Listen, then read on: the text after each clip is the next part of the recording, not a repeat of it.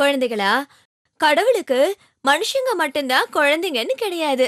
மரம், செடி, கொடி, பறவைங்க, மிருகங்க இப்படி எல்லாமே குழந்தைங்க தான். அந்த மாதிரி அசிங்கமா இருந்த ஒரு மரத்த கடவுள் எப்படி காப்பாத்தினார்னு ஒரு கதை சொல்றேன்.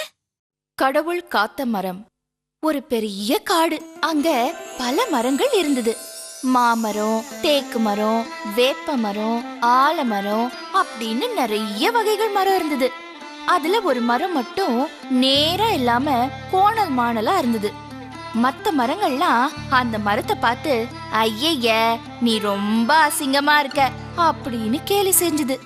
இந்த மரம் பாவம், கடவுள் ஏன் என்னை இவ்ளோ அசிங்கமா படைச்சான், நான் மட்டும் ஏன் மத்த மரங்கள் மாதிரி அழகா இல்ல அப்படின்னு நினைச்சு நினைச்சு கவலைப்பட்டுச்சு. ஒரு நாள் ஒரு மரவெட்டி அங்க வந்தான்.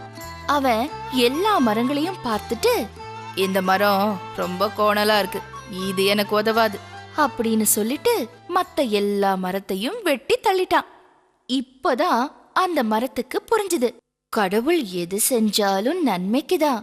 ஏன் இந்த உருவம்தான் என் உயிரை காப்பாத்துச்சு, கடவுளை என்னைக்குமே பழி சொல்லக்கூடாது அப்படின்னு சந்தோஷமா வாழ்ந்தது.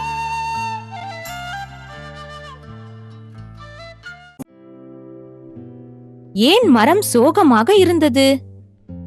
அது அழகாக இருந்தது, அது அசிங்கமாக இருந்தது, அது உயரமாக இருந்தது, அது தடியாக இருந்தது.